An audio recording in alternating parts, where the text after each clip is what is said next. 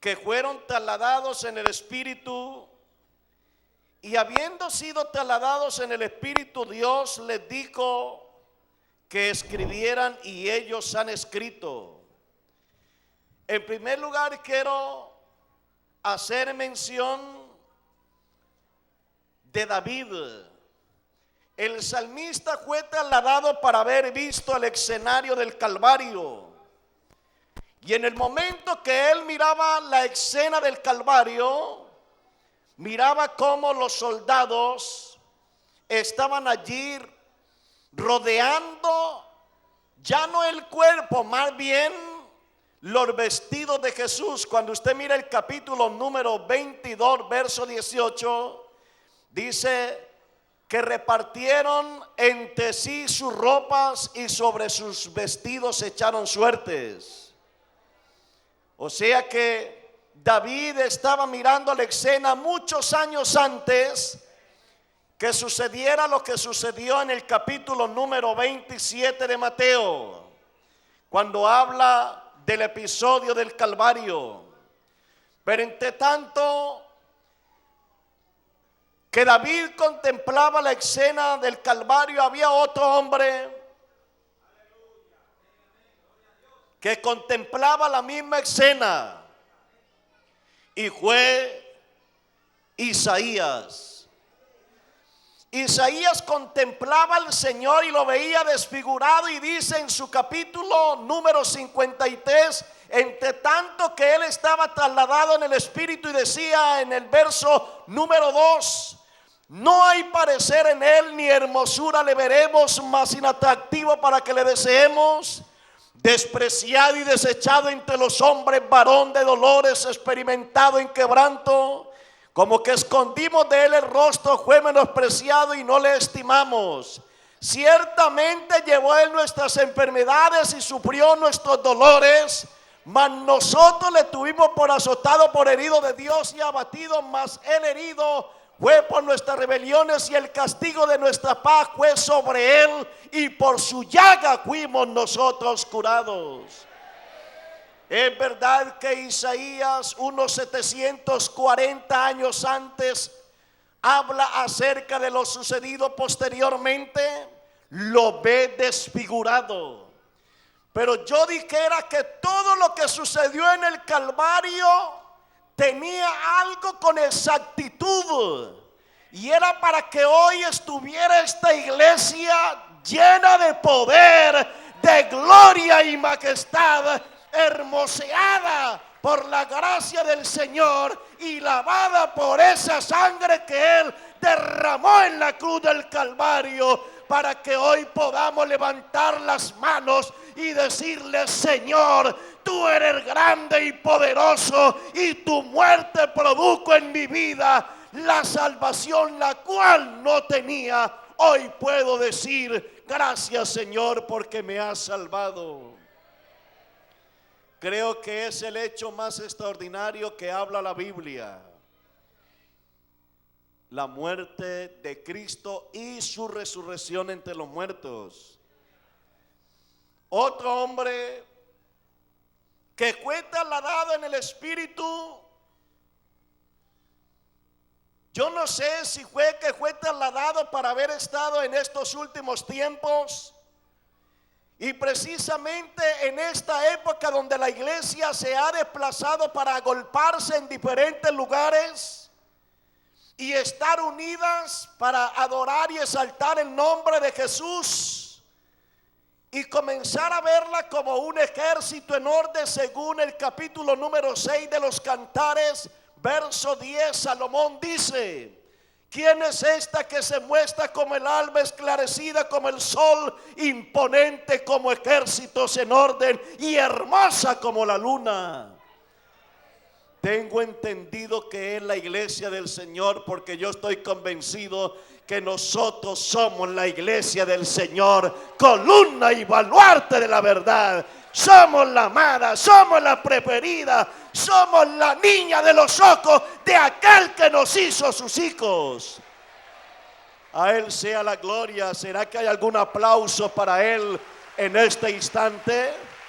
Si Él ha sido tan benévolo con nosotros, ¿por qué a Él no darle la alabanza, la gloria y el honor? Pues aún a pesar de cualquier circunstancia, Él lo merece todo.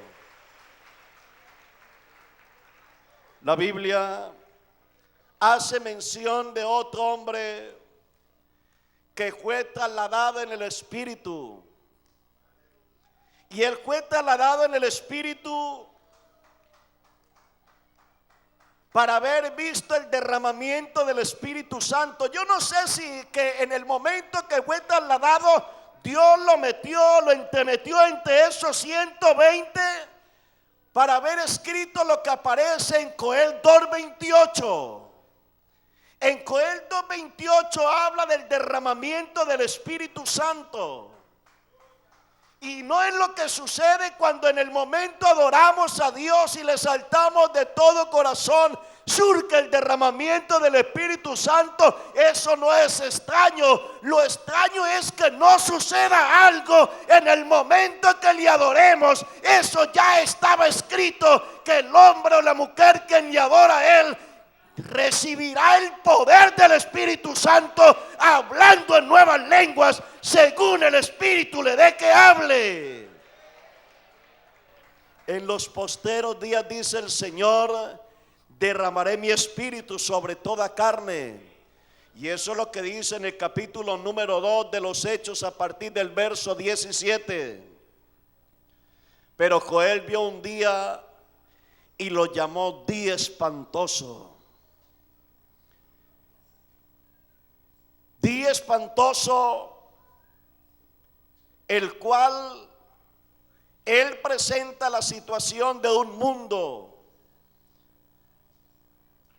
que desconoce lo que Dios hizo a favor de la humanidad. Y en Sofonías capítulo número 1, a partir del verso 14 dice: he aquí el día grande y temible de Jehová. Gritará allí el más valiente. Día de ira aquel día, día de trompeta y de algazara.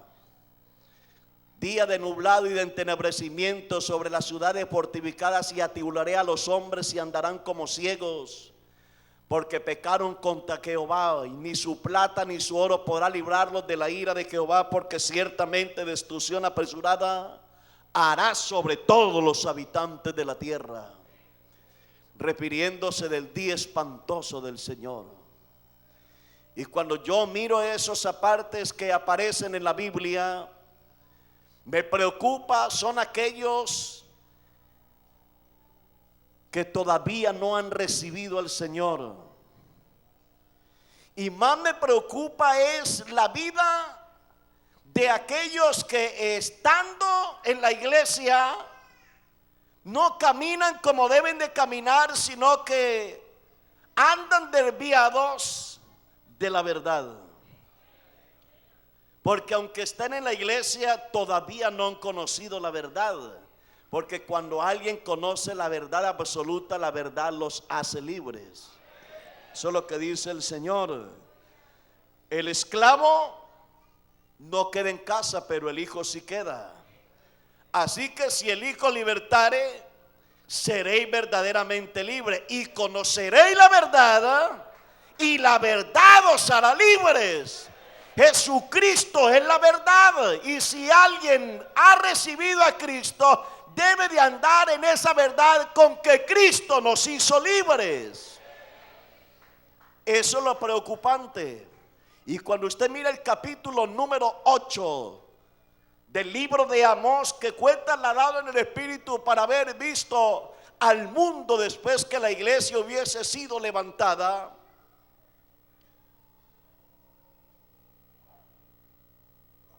dice la Biblia: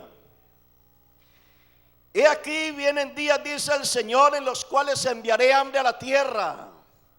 No hambre de una comida material, ni sed de tomarse en un vaso con agua, sino hambre y sed de oír la palabra del Señor.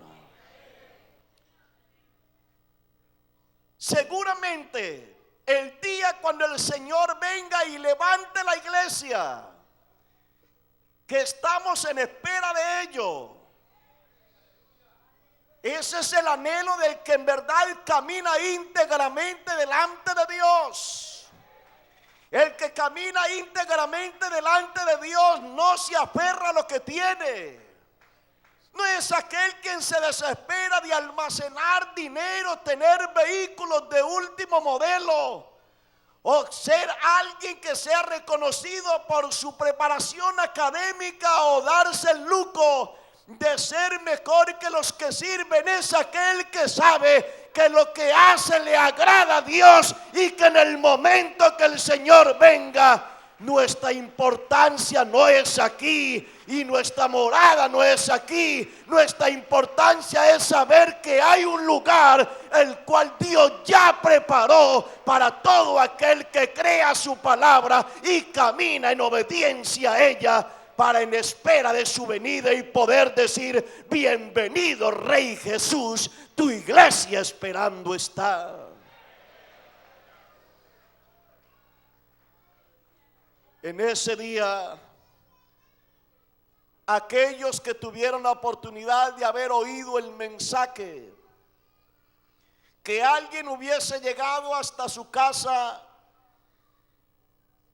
y le habló de la palabra, pero hizo caso omiso, cuando escuche a través de la radio, a través de la televisión, los éter de los noticieros están totalmente rebosados con noticias: la desaparición de miles de personas que han desaparecido.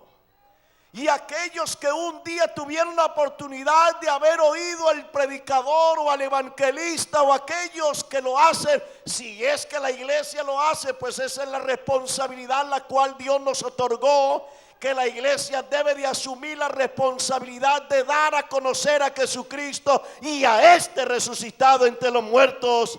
Entonces los que no quisieron creer acudirán a la casa del hermano que fue y le llevó el mensaje, y al no encontrarlo desesperado, acudirá a los templos para ver si encuentran a los humildes oradores, los cuales se preparaban para la disertación de la palabra, y en el momento que Dios les hablaba a ellos no quisieron aceptar. Desesperados entonces discurrirán de mar a mar, de oriente a occidente, buscando a ver quién le predique la palabra, y ya no habrá nadie. El Señor se ha llevado su iglesia. Estaremos con Él eternamente y para siempre en el reino de los cielos.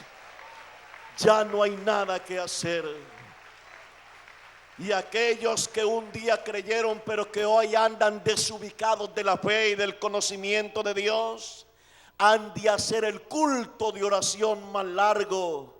Se vendrán implorando a Dios misericordia, esperando que Él de nuevo demos nuestros pasos, porque Él no quiere que nadie se pierda, sino que todos procedan al arrepentimiento y vengan al conocimiento de la verdad, y conozcan al que es verdadero, y estamos en el verdadero, en su Hijo Jesucristo. Este es el verdadero Dios y la vida eterna, y en Él estamos seguros y confiados. Aleluya. Gloria al Señor. Otro hombre que fue arrebatado en el Espíritu, y fue Pablo, en el capítulo número 12 de la segunda carta a los Corintios, dice: ciertamente no me conviene gloriarme, pero vendré a las visiones y a las revelaciones del Señor. Conozco a un hombre en Cristo que hace 14 años, si en el cuerpo o fuera del cuerpo, no lo sé, Dios lo sabe, fue arrebatado hasta el tercer cielo. Y conozco al tal hombre, si en el cuerpo o fuera del cuerpo, no lo sé, Dios lo sabe, fue arrebatado al paraíso, donde oyó palabras inefables que no le he dado al hombre expresar.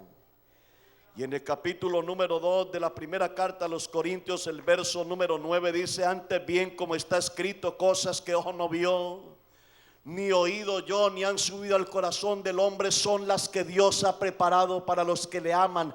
Pero Él nos las reveló a nosotros por su Espíritu. Esto no es cuestión de emoción, esto no es cuestión porque nosotros queremos, no, Dios mismo mueve todo este asunto. Dios nos reveló su palabra, nos convenció, no porque nosotros lo hubiésemos buscado a Él. Él nos buscó a nosotros y habiéndonos buscado, nos redimió, nos salvó, nos hizo nuevos y siendo nuevos, puso en nosotros la esperanza de que Él viene pronto y nosotros en pos de ello caminamos hasta que Él venga. Esa es la esperanza de una iglesia que ama al Señor. Es una iglesia que espera con paciencia, está convencido que el que comenzó la buena obra en nosotros, Él mismo la perfeccionará hasta el día de su venida. Dios viene a levantar una iglesia. Trasladarnos de nuestra propia cuenta, pues eso no se puede. Hay algunos que han querido trasladarse de su propia cuenta.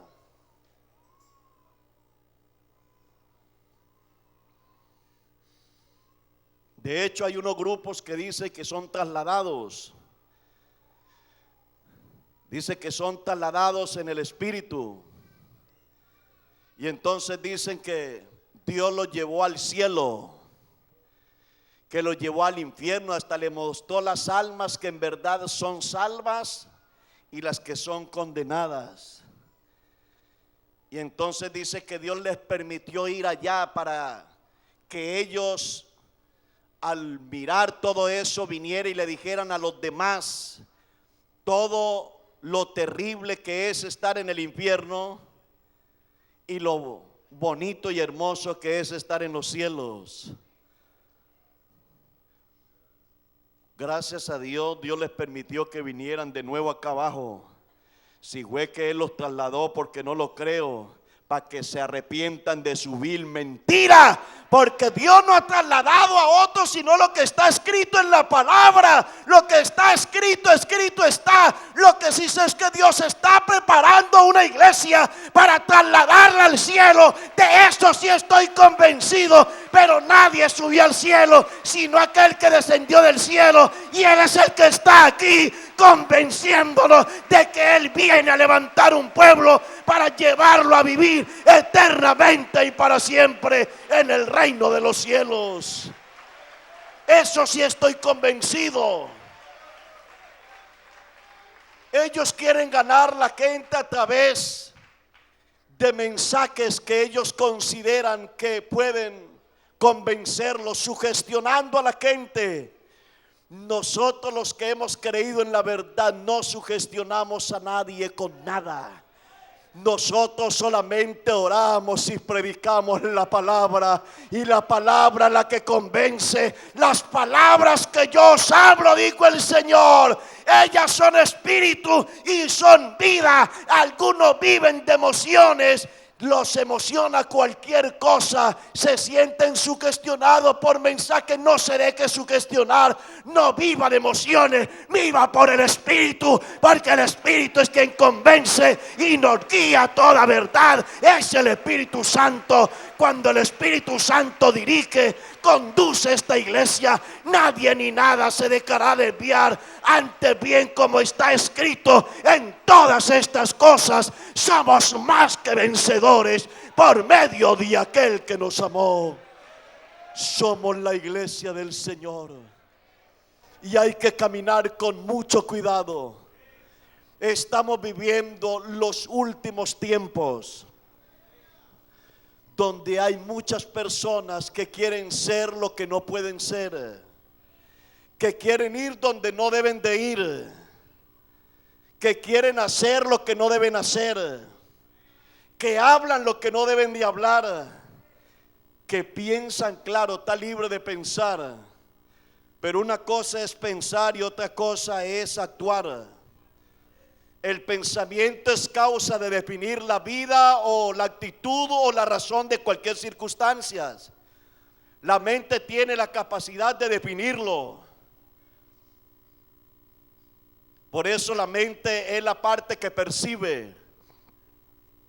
pero no es la parte que define. Lo que define todo es el corazón del hombre. De toda cosa guardada, guarda tu corazón, porque de él mana la vida. Porque el mismo que escudriña los corazones sabe cuál es la intención del Espíritu, porque conforme a la voluntad de Dios intercede por los santos. El pensamiento es causa de llevar al bien o al mal, porque nada se puede hacer entre tanto que no haya percibido el mensaje. Por eso la Biblia dice: oírlo todo, retener lo bueno y desechar lo malo.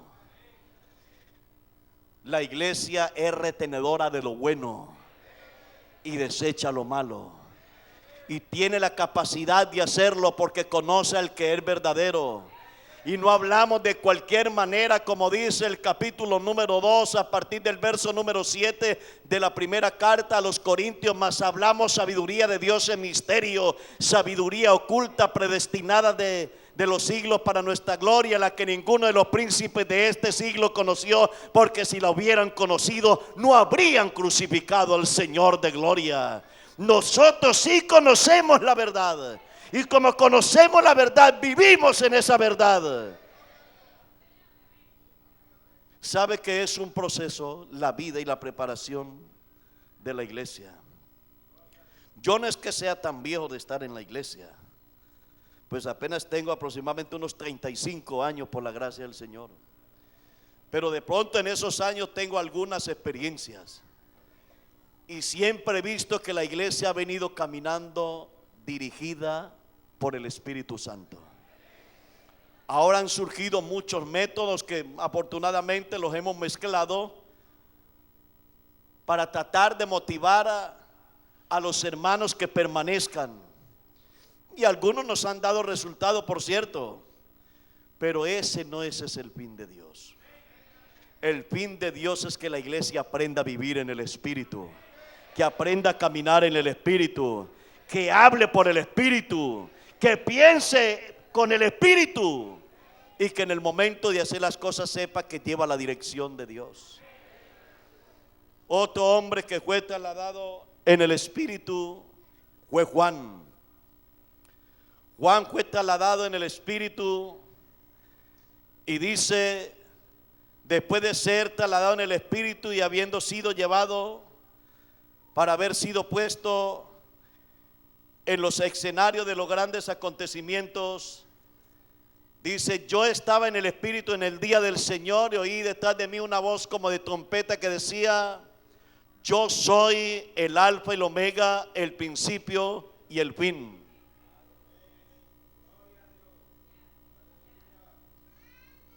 Ahora le dice a Juan que escriba. Claro, y Juan, hallándose en dicha escena, comenzó a escribir lo que el Señor le dijo que escribiera.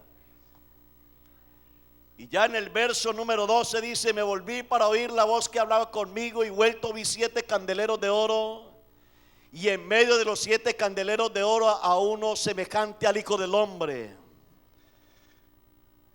con unas vestiduras que bajaban hasta los pies, y con un cinto que bajaba por su pecho hasta abajo.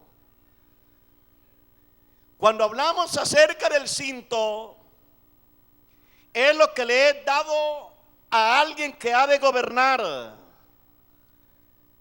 que es considerado el soberano de un país, de una nación, de un departamento, como símbolo de autoridad.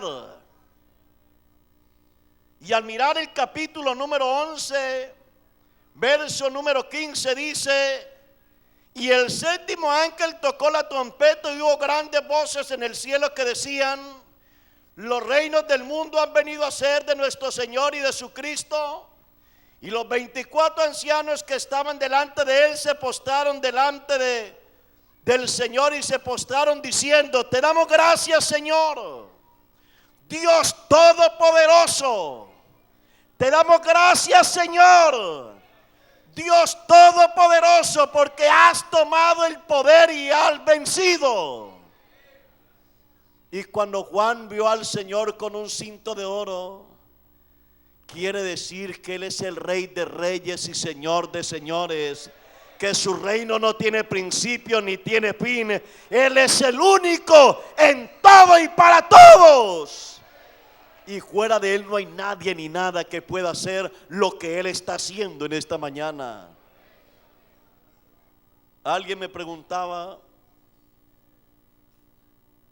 que por qué razón no se veían los milagros, los cuales se veían antes. Y le dije, bueno, hay dos connotaciones las cuales se pueden tomar como expresión respecto a lo que es la vida en Cristo. Primera, que la persona crea que Dios ha cambiado, porque algunos lo consideran de esa manera. Y cuando lanzan expresiones de tal magnitud, comienzan como a arrinconar a Dios y dando a entender que ya Dios no tiene la capacidad de hacer lo que antes hacía. Y claro, como no pueden creer que Dios sigue siendo el mismo de ayer y de hoy, pues entonces solamente vive de ilusiones. Y entonces vive de las experiencias de los demás. Solo alcanza a escuchar que por allí alguien recibió el favor de Dios y él se alegra y vive de esa experiencia, pero no porque él personalmente ha tenido ni quiera tener una experiencia personal con su Dios. Entonces pone a Dios como a distancia. No es porque Dios ha cambiado, quien cambia es la actitud de la persona. Pero Dios sigue siendo el mismo. La otra parte es mi condición como persona y la capacidad de creer lo que Dios puede hacer. Cuando usted mira el capítulo número 10 de la carta del apóstol Pablo, el verso 9 y 10 dice que si creyeres en tu corazón que Jesús es el Señor y que Dios le levantó de los muertos, serás salvo. Porque con el corazón se cree para justicia y con la boca se confiesa para salvación. Si usted puede entender esa parte, debe de ubicarse la importancia que es Dios en su vida y lo que Él puede hacer en el momento que se lo permitas. Y entonces vas a entender que no hay nada imposible para Él. Porque el propósito de Él es hacerlo todo completo. Para Dios no es problema cambiar la mente, el corazón, la vida de cualquier persona. Para Él no es problema. De hecho lo hizo conmigo siendo un niño. Y yo sigo creyendo que Él lo sigue haciendo. Ahora, en cuanto a lo que es la efectividad de los milagros, si bien es cierto, los hombres los cuales Dios trasladó en el Espíritu para que escribieran, Dios a través de ellos plasmó un libro llamado la Santa Biblia. Y cuando la Biblia dice que si creyeres en tu corazón que Jesús es el Señor, quiere decir que es Señor de todo. Y la Biblia dice que el que cree todo le es posible. Y el que cree en mí, como dice la Escritura. Porque algunos quieren creer como ellos piensan. Porque algunos desean que Dios se acomode a ellos. Y no es verdad, uno tiene que acomodarse a lo que Dios dice en su palabra. Y por eso es que no surgen los milagros. Y entonces ve las cosas tan difíciles, tan imposibles. Aquel que no ha recibido el Espíritu Santo entonces dice, yo creo que eso era para aquella época. Cuando un hombre hablaba por el Espíritu, la gente le creía. Ahora ya ni siquiera creen en aquellos que predican la palabra. porque se ha ido ignorando la efectividad de Dios a favor de la humanidad. Cuando usted mire el capítulo número 2, a partir del verso número 36 del libro de los Hechos de los Apóstoles, cuando Pedro, lleno por el poder del Espíritu Santo, comenzó a disertar la palabra, trayéndoles a la memoria la razón del derramamiento del Espíritu Santo, la Biblia dice que ellos se compungieron de corazón y dijeron a los demás que estaban a su alrededor: ¿qué haremos? Estaban compungidos de corazón porque creyeron a la palabra. Cuando alguien cree a la palabra, no importa cómo y quién la predique, lo que interesa es que la palabra de Dios es verdad y le abre el corazón. Dios hace milagros extraordinarios, Dios llena con el poder de su Espíritu Santo, Dios libera al pecador, Dios libera al que está poseído por demonios, Dios sana las enfermedades, levanta a los paralíticos, Dios sigue haciendo milagros. Pero hay que creer a la palabra. Estamos en los últimos tiempos donde la palabra debe de llenar los vacíos. Se debe de creer ahora más que nunca a lo que Dios quiere hacer en nuestra vida. No es solo por reunirnos aquí como un grupo. El propósito es que al venir sintamos la presencia de Dios y traigamos ante Él, echando toda nuestra ansiedad sobre Él, porque Él es quien tiene cuidado de nosotros.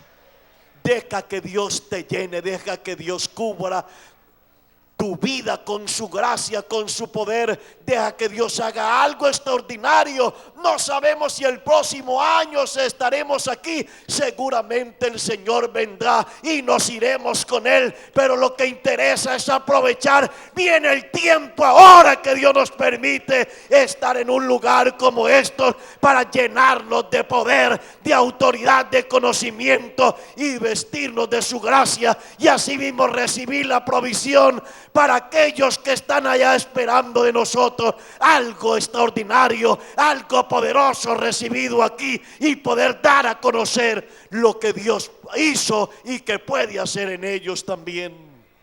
Hermanos, somos la iglesia del Señor. No podemos dejarnos dominar fácilmente.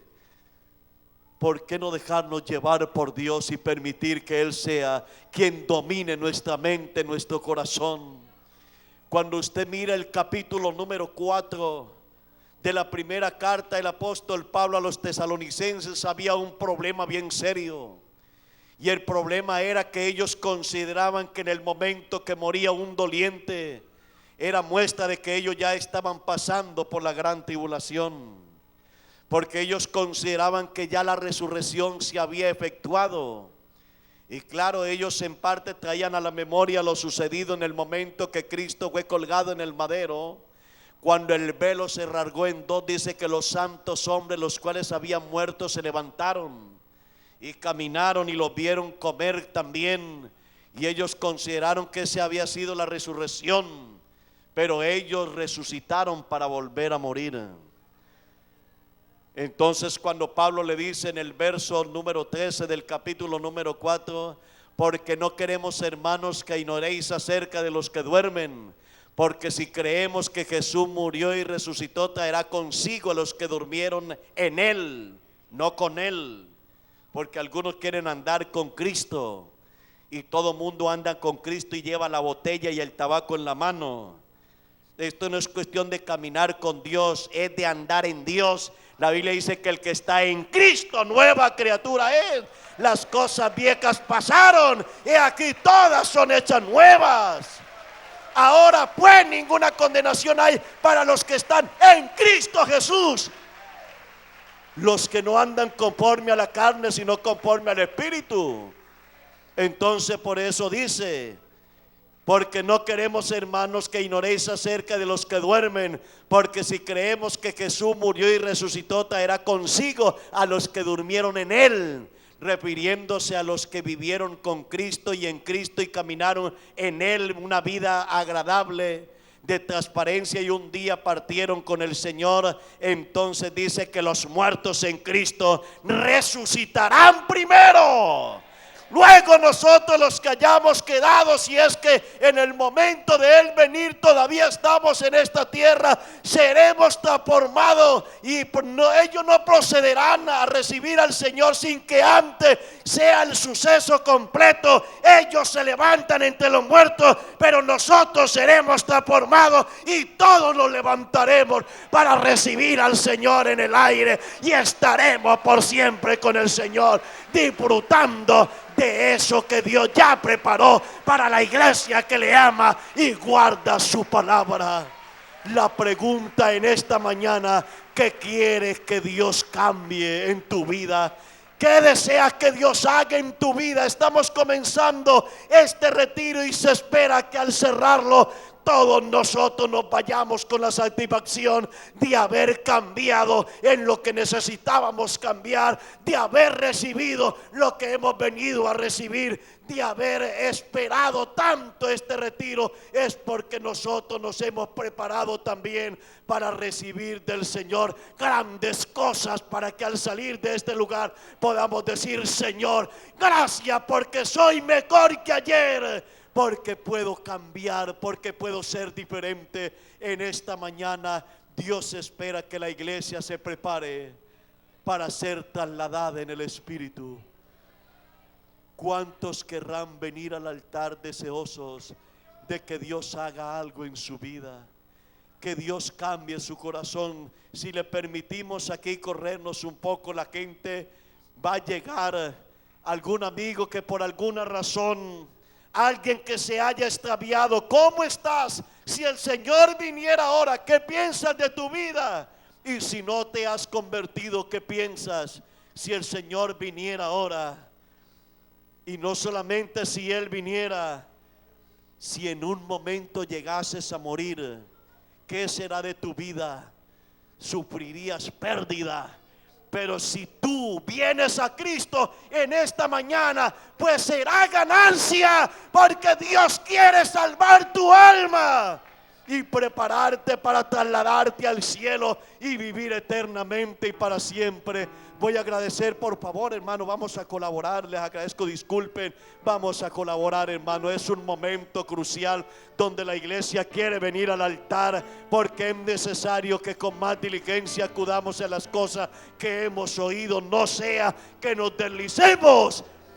Y hoy Dios nos ha hablado de una manera que desea que conduzcamos nuestra vida en una actitud agradable y transparente delante de Él, allí donde tú estás, y por causa de la distancia y la incomodidad la cual te vas a encontrar acá. Pero si deseas allí pactar con Dios y decirle: Señor, yo necesito que en esta mañana seas tú quien hagas de mí una persona diferente, y que yo pueda a partir de este momento decir: Señor, soy la persona que tú quieres que sea. Haz de mí conforme a tu propósito. Dios lo hará, porque Dios quiere que su iglesia camine en pos de sus bendiciones, en pos de sus promesas, para vivir agradándole a Él. Oh, recíbale ese niño, a esa visita. Ella también quiere entrar en la bendición del Señor. Dele el espacio. Dios quiere hacer cosas grandes. Dios quiere obrar en la vida de cada uno.